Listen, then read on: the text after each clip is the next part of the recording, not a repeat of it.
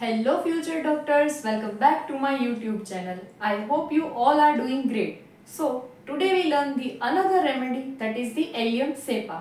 But हमारी जो medicine है वो स्टार्ट करने से पहले अगर आपने मेरे चैनल को जो है वो सब्सक्राइब नहीं किया है तो do subscribe, like this video and share this video with your friends. ठीक है, तो ये जो मेडिसिन है वो प्रिपेयर्ड होती है from the bulb of the onion. जी हाँ, ऑनियन का जो बल्ब होता है उससे ये जो रेमेडी है वो प्रिपेयर्ड होती है.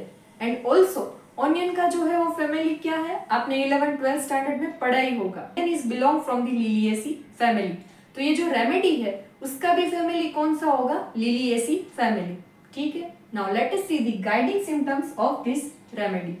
तो ये जो रेमेडी है उसमें पहला गाइडिंग सिम्टम्स कौन सा है, there is the catarrhal inflammation of the mucous membranes. जी हाँ, हमारे जो बॉडी में म्यूकस मेम्ब्रेन्स होते हैं उसमें जो है वो कैटरल इन्फ्लेमेशन के लिए बहुत ही अच्छी रेमेडी है. And also there is the increased secretion. आपको पता ही होगा जब हमारी बॉडी में अगर कोई फॉरेन बॉडी या फिर पार्टिकल आ जाए तो क्या होगा, इन्फ्लामेटरी रिस्पॉन्स आएगा और एक एलर्जिक रिस्पॉन्स आएगा.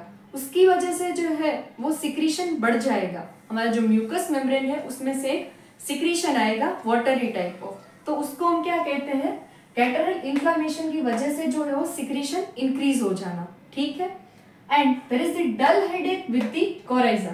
जी हाँ, ये जो रेमेडी है उसमें ये मार्क्ड सिम्टम है. उसको कोराइजा के साथ साथ क्या होगा, हेडेक की कंप्लेंट्स होगी. एंड स्पेशली ये जो कोराइजा है वो किस सीजन में प्रेजेंट होता है, there is the spring season. Spring का मतलब क्या होता है, जब हमारे जो विंटर सीजन होती है और जो समर सीजन होती है उस दोनों के बीच का जो इंटरवल आता है बीच में उसको हम कहते हैं स्प्रिंग सीजन. ठीक है, तो there is the spring season में उसको क्या होगा, उसकी कोराइजा की कंप्लेंट्स जो है आपको देखने मिलेगी. ठीक है, then there is the headache ceases during menses. जी हाँ, उसको हेडेक कंटिन्यूअस होता है बट जब मेंसेस आते हैं तब उसका जो हेडेक होता है वो क्या हो जाता है, चला जाता है.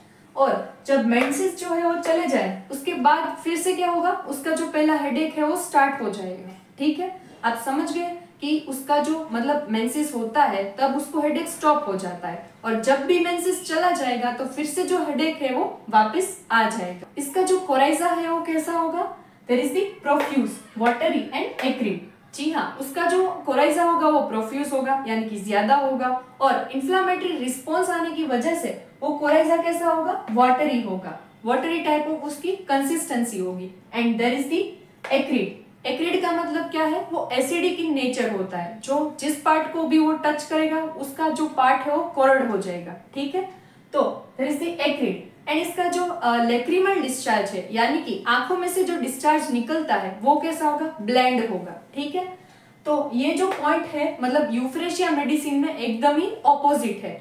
यूफ्रेशिया में क्या होगा कि उसका जो कोराइजा है वो कैसा होगा, ब्लेंड होगा एंड उसका जो लेक्रिमल डिस्चार्ज है वो कैसा होगा, एक्रिड होगा. ठीक है, तो ये जो पॉइंट है आपको याद रखने हैं, अगर एग्जाम या वाइवा पॉइंट ऑफ व्यू आपको है वो पूछा जा सकता है. ठीक है, then there is the hay fever. उसको जो क्या होगा, डल हेडेक होगा, कोराइजा होगा और उसके साथ साथ जो है फीवर की कंप्लेंट्स भी आपको बताएगा. Then there is the August. जी हाँ, ये एक बहुत ही मार्क्ड सिम्टम है कि उसका जो कोराइजा है विथ हे फीवर है अगस्त में आएगा. अगस्त जो मंथ होता है उसमें ये जो कंप्लेंट्स आपको ज्यादातर देखने को मिलेगी, तब जो है आप एलियम सेपा जो है वो प्रिस्क्राइब कर सकते हैं. ठीक है, देन अगस्त में एवरी ईयर आएगा, क्या आएगा, there is the mistake, every year जो है वो उसका कोराइजा क्या होगा, रिटर्न आएगा. ठीक है, there is the violent sneezing. जी हाँ, वो पेशेंट जो एकदम चीखेगा जोर जोर से, अपने बेड से उठ जाएगा, बहुत ही ज्यादा चीखें आने लगेगी. तो वायलेंट स्नीजिंग भी बहुत इसका कैरेक्टर सिम्टम है. ठीक है, then there is the nasal polyp. Nasal polyp में भी ये रेमेडी बहुत ही अच्छी वर्क करती है. ठीक है, then there is the colic.